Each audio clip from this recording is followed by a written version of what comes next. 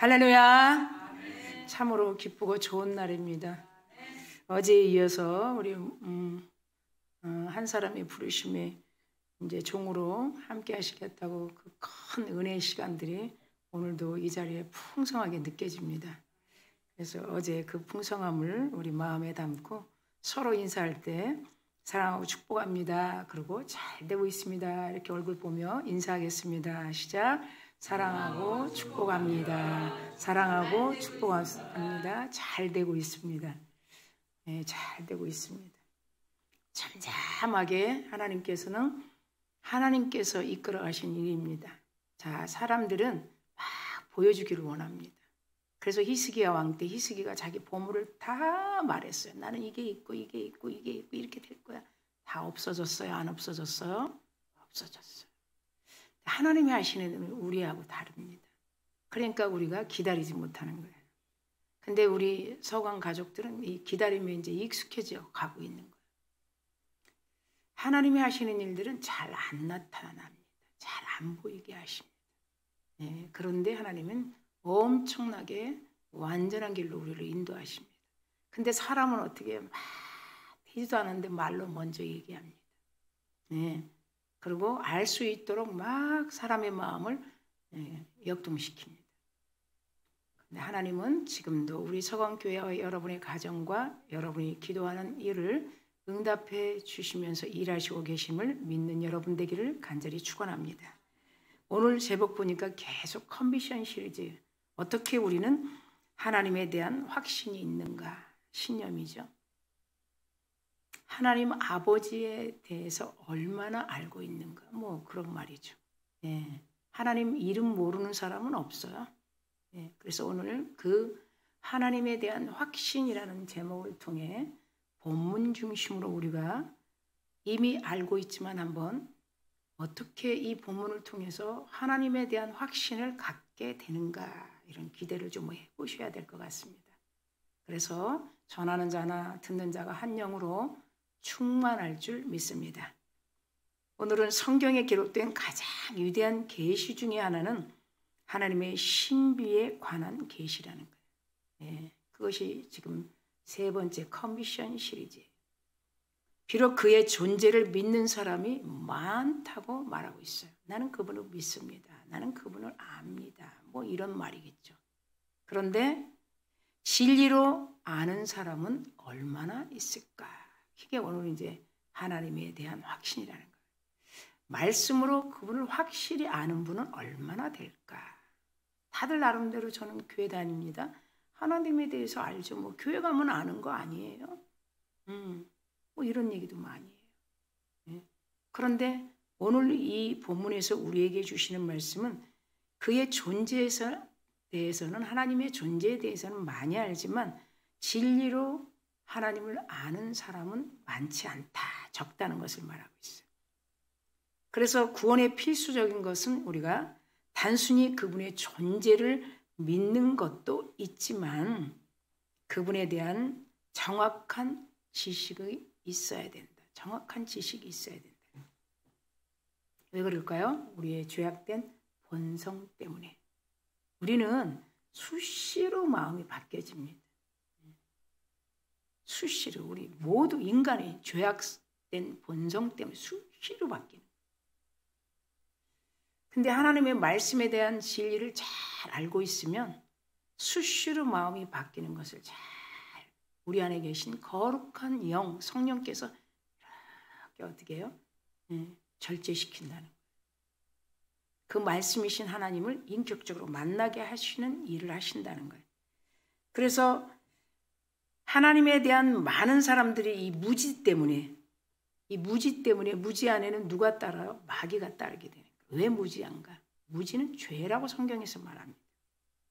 무지는 알려고 하지 않았다는 거예요. 하나님은 다른 건 말씀 안 하셔요. 너희가 알려고 하지 않는다. 그래서 무지가 죄라는 거예요. 하나님 앞에서는 핑계가 없죠. 하나님 저 몰랐어요. 근데 하나님 우리를 너무 잘 아는 거예요. 몰랐어요 답이 아니고 네가 알려고 하지 않는다. 우리는 알려고 하는 게 따로 있어요. 네, 그것을 우리 새벽에 많이 배우죠. 우리가 어느 것에 마음을 가장 많이 두고 있는가?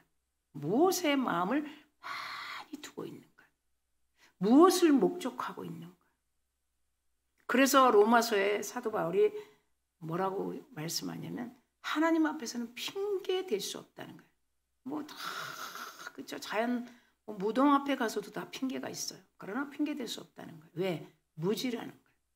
그 무지라는 단어 속에는 뭐가 있냐면 네가 알려고 하지 않았다는 거예요. 그래서 마귀는 항상 알려고 하지 않기 때문에 다른 것을 우선순위 두니까 마귀가 싹 들어오게 되겠죠. 네. 하나님을 열심히 찾고 만나려고 하려고 그러면 어떻게 해요? 좀 덜 하겠죠. 그런데 우리는 예배 생활하면서도 우리가 우선순위 하는 것이 있다는 거예요. 그러니까 마귀가 그때 틈을 탁 타는 거예요. 네. 왜 그래요? 그들 나름대로 도와주려고 틈 타는 거예요. 네. 도와주는 척 이끌어야 하나님하고 단절이 되니까. 믿으시면 아멘. 네. 그 목적은 마귀의 목적은 뭐예요? 다른 거 없어요. 뭐 돈 뺏어가고 돈은 그게 아니에요. 네. 그 마귀의 가장 첫 번째 이 전략은 뭐예요? 하나님과 떨어뜨려 놓는 거예요. 하나님과 떨어뜨려 놓는 것이 뭘까요, 여러분? 예배를 안 가게 하는 거. 예배할 때 귀에 들리지 않게 하고 그냥 거저 왔다가 거저 갈 수 있도록 하는 것이 마귀의 첫 번째 전략이에요. 그러면 누가 힘써야 돼요? 무지가 죄라는 말에 지금 계속 이어집니다. 그래서 그분과 같이 하나가 되지 못하도록 계속 대항을 합니다. 네. 이게 이제 영적인 부분, 대항을 하는 거예요. 대항. 이렇게 대항이 되는 거예요. 대항을 하니까 어떻게 해요? 우리 생각이 자꾸 분산되죠. 그러면서 그 마귀의 악한 계획을 막 수행하면서 사용하고 있는 거예요. 이게 이제 영적 전투죠. 그래서 수많은 그리스도인들이 저는 하나님을 압니다. 전 교회 다닙니다. 네. 오늘 우리가 가장 보편적인 제목이에요. 하나님에 대한 신념. 이건 무슨 말이지? 나 교회 다니는데, 나 예수 믿는데. 네. 믿는다고 아는 사람에게 하는 말일까요? 생각해 봐야 돼요. 그러니까 하나님에 대한 정확한 진리의 지식을 알지 못하면 이렇게 우리가 무지해지면서 자꾸 하나님과 단절하고 예배에 집중하지 못하고 그리고 가장 들어야 할 하나님의 언어. 아이들이 부모를 통해서 언어를 듣기 시작해요. 눈의 초점이 맞춰지면 엄마, 아빠의 음성을 듣게 됩니다. 그러면서 믿음이 생기는 겁니다. 눈으로 안 보여도, 모빌이 안 보여도, 손에 그 재밌는 장난감이 안 쥐어도 음성으로 부모가 옆에 있다는 걸 느껴집니다. 멀리 있어도. 똑같습니다. 우리는 예배하는 것이 본질적으로 보면 하나님의 언어를 배워야 되는 거예요. 땅의 언어는 욕하고 남을 시기하고 질투하고 미워하고 뭐 그 이상 너무나 많은 것들은 누가 코칭하지 않고 튜칭하지 않아도 그냥 배워지는 거예요. 이 죄악된 본성 때문에. 그런데 하나님의 언어는 어쨌든 우리 안에 거룩한 성령께서 이끌어 주셔야 하나님의 언어를 들을 수 있고 배울 수 있는 것이에요. 우리가 오늘 한 번 들었다고 그것이 내 안에서 막 흘러나오지는 않아요. 그러니까 우리가 수고를 해야 돼. 어떤 수고? 알려고 해야 되는 거예요. 그거를 하나님이 너의 무지 때문에 이렇게 너희의 무지 때문에 다른 거 얘기 안 하셔요. 그 무지 안에는 네가 전혀 나를 알려고 하지 않았다는 거예요. 할렐루야. 지금 이 시대 보세요. 아주 극진적 현대 신학자들 중에서도 마찬가지. 하나님의 죽음에 대해서 공공연하게 주장합니다. 하나님이 없는 신학. 그렇죠? 하나님이 없는 신학. 인간을 우선순위하는 그리고 제안하는 믿지 못한 일들이 기독교 안에서도 적잖게 있다는 것을 우리는 알고 있고 그렇게 되고 있다는 거예요. 하나님 없는 신학, 이 말이 될 수 없죠. 그러나 편하게 공공연하게 그렇게 그럴싸하게 인간으로 오신 예수에 대해서 그래서 우리는 우리 안에서 정말 하나님께서 주신 성령을 통해서만 우리는 볼 수가 있어요. 요즘 세대 보세요.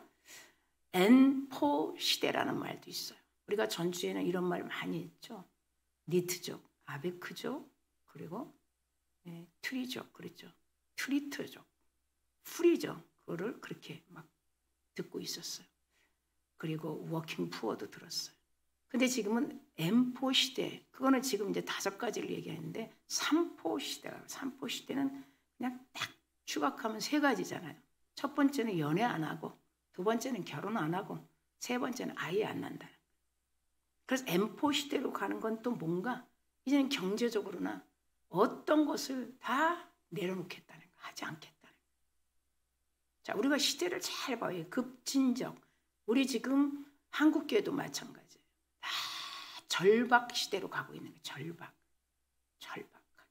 그런데 우리는 그런 시대적인 하나님의 나라가 이 땅에 이루어져야 한다는 뜻을 예수님이 말씀하신 것처럼 계속 들으면서 이 시대에 하나님의 나라가 그려지는 거예요.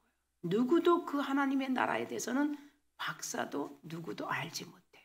근데 우리에게는 그렇게 하나님의 나라, 하나님의 언어, 하나님의 말씀을 듣기 위해서 교회라는 이 자그마한 초라한 이런 땅에 서강교회를 세우셔서 하나님은 우리는 숫자가 많으면 좋아요.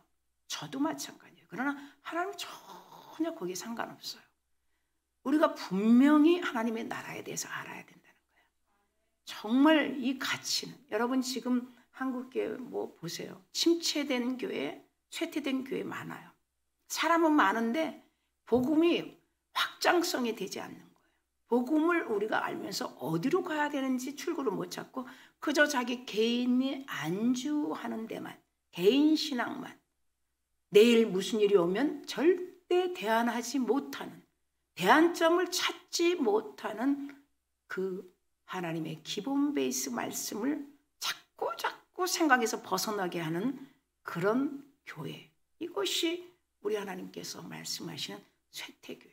그러면 다시 율법으로 돌아가겠죠. 이렇게 하면 복 주겠지.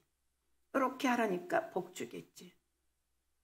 이렇게 그거를 쇠퇴되어 가고 있는 교회라고 말하고 있는 거예요. 그러면 우리는 이렇게 난무하고 있는 무신주의, 그렇죠. 탈하나님 세계관으로 물들어 가고 있는 현대 하나님 개념들에 대해 분명하고 확고한 신념이 필요하다는 거예요. 왜 하나님이 2월의 컨비션에 이렇게 신념에 대한 얘기를 말씀하시는가? 하나님이 말씀하시니까 우리는 잘 들어야 돼요. 하나님이 누군가를 정확하게 알고 믿어야 한다는 거예요. 하나님은 무조건 믿으라고 하지 않아요. 뭐를 하나 만들어 놓고 이걸 무조건 믿으라고 하지 않아요. 근데 우리는 어떻게 해요? 무조건 믿는 시작으로 가게 된다. 사람을 추종하게 되고 보여지는 것을 따르게 되고 가다가 또 넘어지고 쓰러지고 그렇죠. 다시 찾아서 그분을 만나면 상관이 없어요. 그러나 그렇게 되기는 쉽지 않아요. 반드시 롤 모델이 있어야 되는 거예요. 그 롤 모델이 누굽니까? 말씀이라는 것이. 말씀이신 하나님이라는 거예요.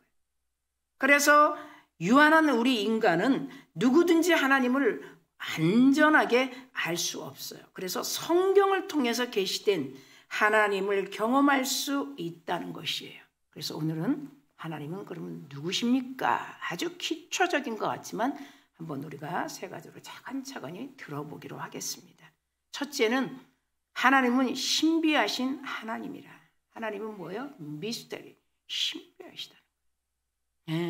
그런데 우리 보고 이 신비한 하나님을 믿으라고 하거든요.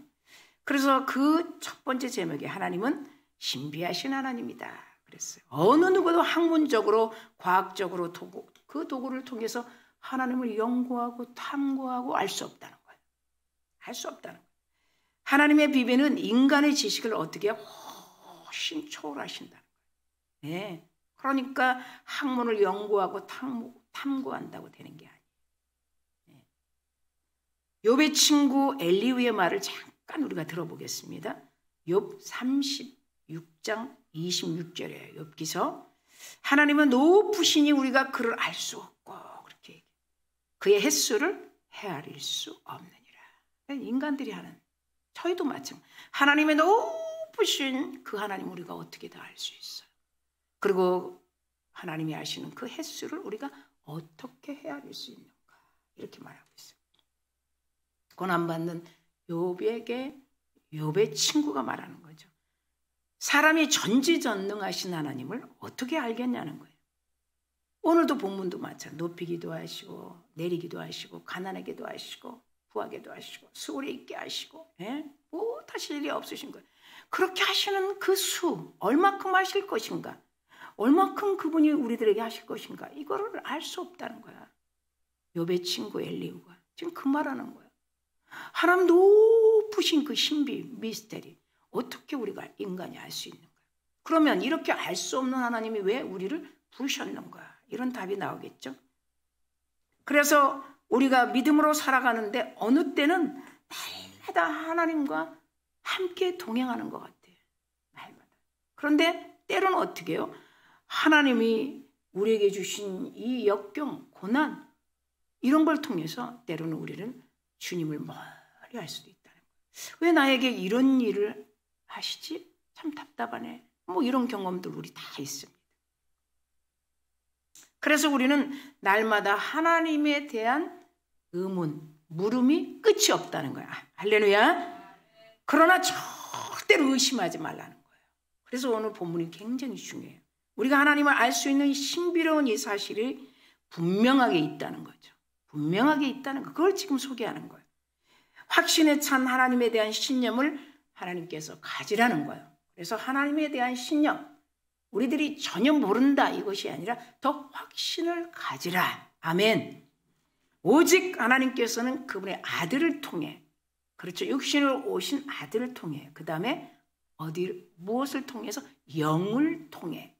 자, 그분의 육신의 아들을 통해서 그 다음에 영을 통해 일하시는 것을 우리에게, 여러분에게 한 사람 한 사람 자신에게 다 계시하신다는 거예요. 영으로 계시하시고 성경에 담겨 있는 신성한 진리의 계시에 대해 우리 안에서 성령이 분명한 통찰력으로 우리를 인도하신다는 거예요. 그 신비한 미스테리를 영적으로 그 성령이 통찰력으로 인도하신다. 자, 예수님의 말씀을 그럼 우리 한번 들어보겠습니다. 마태복음 11장 27절입니다. 아버지께서 모든 것을 내게 주셨다. 그래 예수님 말씀. 아버지 외에는 아들을 아는 자가 없고 이래요. 아버지하고 아들만 안다는 거죠. 자, 우리가 들어보면 아들과 또 아들의 소원대로 계시를 받는 자 외에는, 그러니까 우리도 지금 들어가는 거예요. 아버지를 아는 자는 없느니라. 이 말이 무슨 말일까? 영적으로 알 수 있다는 거예요. 아들로 오신 예수님을 통해서 또 영으로 성령을 통해서 우리에게 그 하나님의 미스테리 계시를 알 수 있다. 이렇게 말씀하고 있어요. 그래서 여러분 그 11장에는 28절에 수고하고 무거운 짐진 자들아 다 내게로 오라. 하나님과 나와 하나님을 알 수 있는 것은 이 몸으로 인간으로 오신 예수밖에 모른다. 그러나 간절히 그 계시를 하나님을 알고자 하는 우리들은 그 아들 예수를 통해서 알 수 있다고 말씀하고 있습니다. 분명한 것은 하나님을 아는 것은 과학적이거나 철학적인 것이 아니라 다시 한번 우리가 말씀하면 영적인 것이라는 것을 말씀하고 있습니다. 바로 예수 그리스도를 통해서 하나님을 알 수 있게 하신 것이 다시 첫 번째 제목 신비라는 것입니다. 그러므로 하나님을 알기 위해서 반드시 예수님을 알아야 한다는 것을 더 확실하게 우리에게 증거하고 있습니다. 고린도전서 2장에 보면 우리가 많이 들어본 말씀입니다. 사람의 일을 사람 속에 있는 영 외에는 누가 알리요? 이거 우리 알고 있어요. 사람 속에 있는. 우리가 물길은 알아도 사람 속에 있는 건 모른다고 그러잖아요. 그런데 하나님도 그 위에 말씀하셔요. 하나님의 일도 하나님의 영 외에는 아무도 알지 못한다고요. 이게 이제 그 아테네 신전에서 보여지는 것만 믿는 이 고린도 대형 교회를 통해 고린도전서 2장에서 말씀하시는 거예요. 자, 사람도 사람 마음에 있는 마음으로밖에 알지 못한다고 그래요. 누가 알 수 없다는 거예요. 겉으로 봐서 모른다는 거죠. 그런데 여기서 다시 하나님의 일도 하나님의 영 외에는 알 수 없다고 말하고 있어요. 그러면 우리가 세상의 영을 받은 사람이 여기 하나도 없습니다. 우리는 그리스도인은. 그러면 오직 하나님께로부터 온 영을 받았으니 이는 우리로 하여금 하나님께서 우리에게 은혜를 주신 것을 알 수 있도록 하시는 건데, 우리가 이것을 말하거니와 사람의 지혜로 가르친 것이 아닌 말로 아니하고 오직 성령이 가르치신 것이로 영적인 것은 영적으로만 분별한다. 이 말씀인 것이. 예수님이 사마리아 여인 대화에서도 마찬가지죠. 4장에. 거기서 가장 끄트머리 한 말이 뭘까요? 신령과 진리로 예배하는 날이 올 것이다. 자, 보여지는 구약의 모세를 통해서 말한 산이 아니고, 그 다음에 예루살렘이 아니고 신령과 진정으로 예배할 때가 온다, 이렇게 말씀하시죠. 아멘. 그런 신령과 유대인들은 어떻게 해요? 유대인이라고 다 영적인 유대인이 아니죠. 그렇죠? 예, 표면적인 겉 할례자죠. 표면적인 그런 그 유대인들도 영적으로 알지 못한다는 거예요. 그러나 우리는 그분을 영적으로 만남으로 우리는 지금도 신령과 진정으로 예배하고 있다는 것을 말씀하시는 것입니다. 그래서 영과 진리로 예배하는 자가 오나니, 이렇게 요한복음 4장 사마리아 여인에게 말씀하고 있습니다. 하나님께서는 우리가 지금 신령과 진리로 예배하고 있는 것을 다 알고 계십니다. 하나님을 알 수 있는 것은 영적인 신비라는 거죠. 인간의 노력, 인간의 방법이 절대 아니라는 것을 말하고 있습니다. 자, 둘째 보니까 신들의 신을 통해 하나님을 알 수 있다는 거죠. 자, 얼마나 많은 신들이 있으면 신들의 신을 통해 알 수 있다는 거예요. 자, 이 신이라는 단어는 히브리어로 엘로힘, 이거는 아주 강력한, 그리고 강한 것을 의미하고 있어요. 엘로힘, 강력한, 강한. 그러나 이 세상에는 얼마나 많은 신들이 자기들이 신이라고 말하죠. 그러나 하나님은 하늘과 땅의 창조주께서 무한한 위대하심과 다른 모든 신들 위에 계심으로 신들의 하나님, 만주의 주라고 우리는 알고 있고 알려져 있습니다. 성경에. 그래서 성경 신명기에 보면 10장 17절에 너희의 하나님 여호와는 신 가운데 신이며 주 가운데 주시요 크고 놀라우신, 크고 능하시며 두려우신 하나님이다, 이렇게 소개하고 있습니다. 시편으로 넘어가면 93편 3절에도 동일한 말씀이에요. 여호와는 크신 하나님이요 신들 중에 신이라는 거죠. 그리고 모든 신들보다 크신 왕이라고 시편 기자는 소개하고 있습니다. 그러니까 고린도전서 8장에 다시 넘어가면 하늘의 땅에 있는 모든 신들이 있지만 우리 하나님은, 그렇죠, 우리에게 한 하나님 곧 아버지가 계시니 만물이 그에게서 났고, 이렇게 말씀해요. 만물이 그에게서 났고 우리도 그를 위하여 있고, 이것을 고린도전서 8장 5절 6절에 말씀하고 있습니다.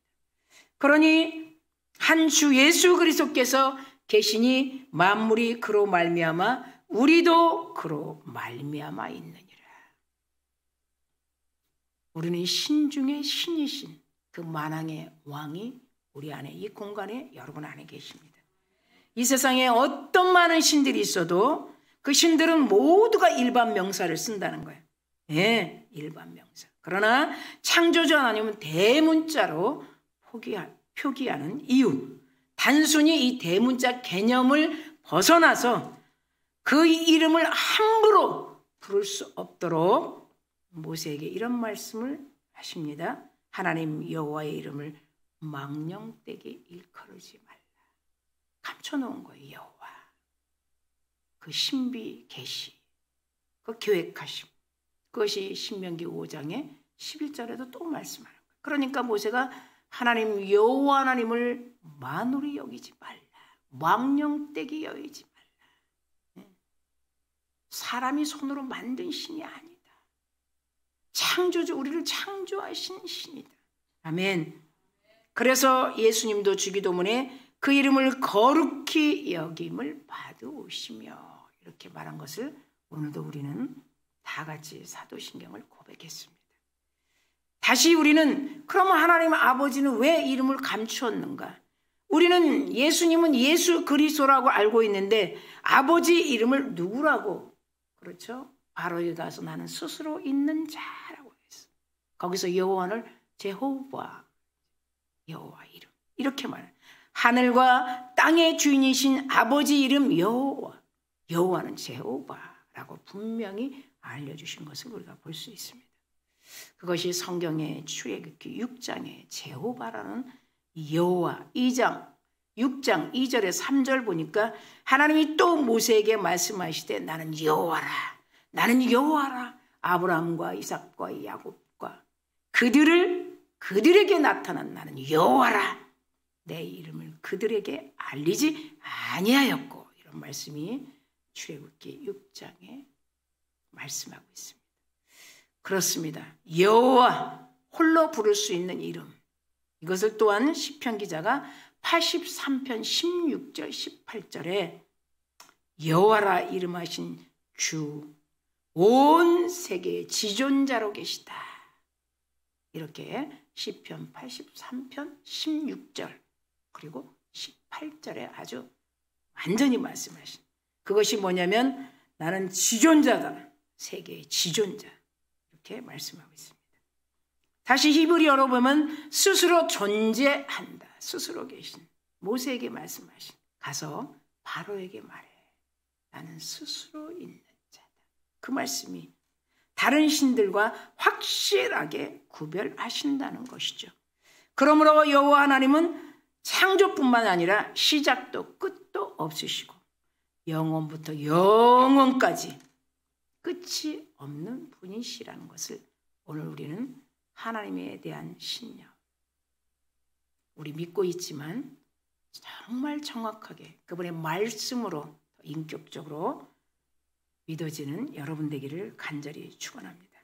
존귀와 권세가 영원하리라. 이제 디모데전서 6장 16절에 말씀하고 있어요.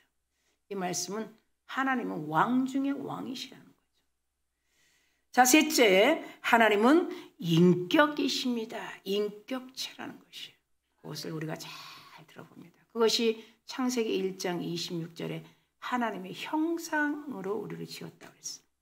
그러니까 인격체라는 것은 의심할 수가 없는 계시된 진리라는 것인데 우리가 어떻게 알 수 있나?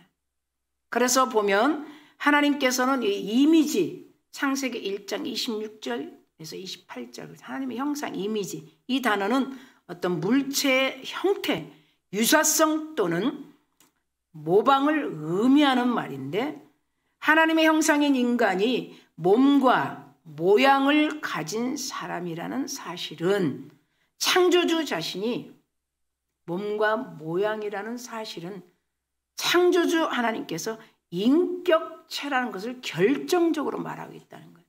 지금 오늘 이 인격적이십니다, 인격체입니다, 이 세 번째 주제는 여러분 우리가 더 확실하게 알 수 있도록 우리를 인도하시는 거예요. 그냥 어렴풋이 내가 지리짐작으로 알고 내가 이렇게 기도하면 하나님은 내 말을 다 들으실 거야. 하나님을 내 말로 막 움직여. 하나님을 그냥 내가 이렇게 하면 다 들을 수밖에 없어. 하나님, 내가 어떻게 창조주 하나님을 내 말로 막 이끌고 움직입니까? 그래서 우리가 더 짚어봐야 되고 더 알아야 되는 거예요. 왜 그럽니까? 무지하지 않기 위해서입니다. 무지하지 않기 위해서. 그래서 하나님이 2월에 여러분 셋째 주에 이렇게 하나님에 대한 신념에 대해서 더 확실성을 갖게 하는 거예요. 히브리 기자가 어떻게 결정적으로 증명하고 있는가 보니까 이 물체의 형태, 유사성 또는 모방을 의미합니다. 이 단어에 히브리서 말씀의 1절에 가장 쉽게 열면 1절에 3절을 정확하게 우리에게 증명이 이해가 될 수 있는 말씀입니다.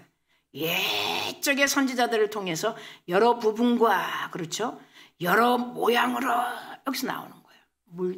물체의 형성, 형태를 우리 조상들에게 말씀하신 하나님이 이 모든 날 마지막 날에 우리들에게 예수 그리스도를 통하여 우리에게 말씀하셨으니 교회라는 곳에서 하나님의 성경의 말씀으로 이 아들을 만유의 상속자로 세우시고 모든 세계를 그로 말미암아 지으셨느니라. 이는 하나님의 영광의 광채시요. 나오죠? 영광의 광채시요. 그 본체의 형상이라. 지금 다 우리 눈에 보이지 않지만 이 자리는 하나님이 쫙 우리 예배를 받으시고 계시다. 그의 능력의 말씀으로 만물을 붙드시며 죄를 정결하게 하시는 일을 하시고 높은 곳에 계신 지극히 크신 이의 우편에 앉으셨느니라. 이렇게 말씀합니다. 그러니까 다시 말하면 예수 그리스도는 하나님의 영광의 광채시다. 이것이 물체의 형태, 유사성 또는 모방을 의미하는 것이다. 그의 인격에 표현된 형상이라고 분명하게 우리에게 말씀하고 있는 것을 볼 수 있습니다. 그래서 사도 바울이 이 아테네 신전의 그 신을 믿는 자들에게 이렇게 말씀합니다. 사도행전 17장 29절에 30절 여러분 들어보십시다. 하나님의 소생이 되었은즉 하나님은 금이나 은이나 돌에다가 사람의 기술과 고안으로, 하나님도 마찬가지 기술과 고안으로 은이나 금이나 만들어준 놓은 신이 아니라 인격이 있다는 거예요. 새긴 것들과 같이 여길 것이 아니라. 우리 예배가 인격적인 하나님의 만남이 아니면, 그래서 사마리아 여인에게 요한복음 4장에 말씀한 거잖아요. 너와 나와 영으로 예배하면 인격적인 만남을 얘기하는 거예요. 산에 가서 형식적으로, 예루살렘 가서 형식적으로가 아니라 뭘 알고 믿으라는 거죠. 우리 안에 성령이 말씀하신다고. 하나님은 어떻게 해요? 아들을 통해서 이 땅에 우리를 계속하기 위해서 보냈지만 성령을 통해서 그분과 인격적인 교제가 할 수 있다는 것이. 그래서 그렇게 새긴 것이 아니라고 얘기하는 거예요. 사도행전 17장에. 알지 못하던 시대는 더듬더듬 돌신, 해신, 달신 알지 못할 시대에는 하나님이 간과하였거니와 이제는 어디든지 사람에게 다 영으로 말씀하신다. 하나님은 한 분밖에 없으시고 신중의 신이시고 만주의 주시고 세계 위의 왕이시라는 것을 말씀하고 계신다는 거예요. 그렇기 때문에 하나님은 금이나 은이나 돌에다 새긴 신이 아니라는 거예요. 사랑하는 성도 여러분, 우리 구약의 대선지자 하면 여러분 에레미야, 이사야, 에스겔 여러분 알고 계시죠? 그 에스겔이 1장에 이렇게 인격의 눈부신 광채를 생생하게 보여주는 말씀이 에스겔 1장 26절 28절에 하나님의 성품을 말씀하고 있어요. 스데반도 돌에 맞아 죽을 때 어떤 말을 한 거 우리 기억하시죠? 하늘이 열리고 인자가 하나님의 우편에 서신 것을 보느라 인격적인 그런 형상을 봤다는 것이죠. 그리고 사도신경에도 마찬가지. 하늘로 올라가서 전능하신 하나님 우편에 앉아 계시다가, 이런 말들이 여러분 이렇게 선포하는 우리들의 예배 속에 거짓이 되지 않으려면 우리는 하나님을 분명히 알아야 된다. 아무것도 모르면서 하나님의 우편에 앉아 계시다가 전능하신 하나님께서 심판하러 오시리라, 이것이 그냥 기술화되지 않아야 되는 거예요. 거짓말이 되지 않아야 되는 거예요. 반드시 하나님은 세 번째 주제에 인격적이십니다. 인격체입니다. 창세기 1장 26절 28절을 말씀을 통해서 확실하게 인격적인 예배에 우리를 부르시고 만나주고 계시다는 것을 말씀하고 있는 것입니다. 하나님의 형상이 없거나 인격이 아니라면 그리스도께서 하나님의 우편에 서셨습니다. 앉으셨습니다. 이런 말은 정말 어불성설이죠. 우리는 분명하게 그분은 하늘의 영광의 문으로 올라가셔서 하나님 우편에 앉아 계시다는 것을 확신하고 있습니다. 이것이 우리 하나님에 대한 신념인 줄 믿습니다. 우리 하나님께서 우리 인간들에게 주신 이 무한한 속성을 가지고 있는 하나님께서 네 가지를 우리에게 주셨는데, 이거를 우리가 잘 네 가지를 보니까 지혜, 능력, 그 다음에 정의, 사랑을 주셨다. 사람에게 그분의 속성을 우리에게 주신 이거야말로도 정말 인격적이라는 거예요. 지혜, 능력, 정의, 사랑인 것이. 그분은 서로 다른 시기에 오늘 21세기에 살아가는 다음 제너레이션, 그 MZ시대, 아까도 얘기했던 3포시대, 이제 1020 시대, 올 시대들을 통해서 하나님께서 그때 다양한 방법으로 언어로 그리고 성령을 통해서 확실하게 하나님은 신중의 신이라는 것을, 만왕의 왕이라는 것을 인간들을 통해서 성령이 계시하고 계시다는 것을 믿는 여러분 되기를 간절히 축원합니다. 하늘과 땅 그리고 그 안에 있는 다른 선한 것들은 우리 안에서 계속 선한 것들이 나오는데 그것 또한 그분의 지혜요 능력이 무한하다는 증거입니다. 말씀을 맺습니다. 우리가 하나님에 대한 참된 지식을 알아가는 것이 굉장히 중요합니다. 여러분, 굉장히 중요해요. 그 이유는 참된 지식이 없으면 주님 나라 갈 때까지 우리가 뭘 보고 쫓아가겠습니까? 그래서 하나님께서 우리에게 예배를 통해서 참된 지식인 인격적이신 하나님을 만나라고 하는 것입니다. 사랑하는 성도 여러분, 예수님께서 이렇게 기도할 때 그 모습을 우리가 한번 보면 요한복음 17장 3절 말씀입니다. 영생은 곧 이것이니, 그 기도하면서 하는 거예요. 그들로 주를 유일하신 참 하나님 예수께서 보내신 그리스도를 알아야 함을 말씀합니다. 오늘도 우리는 여호와를 확신하고 전능하신 하나님을 확실히 믿는, 그리고 진리 안에서 그 예수 그리스도를 예배하며 오늘 본문에 하나님에 대한 신령이라는 그 분명한 그 제목과 함께 한 주간 살아갈 때 여러분 날마다 축복의 주인공으로서 확신과 신념에 찬 여러분들이 이 세상을 능히 이기고 넘치는 한 주간이 되기를 간절히 축원합니다.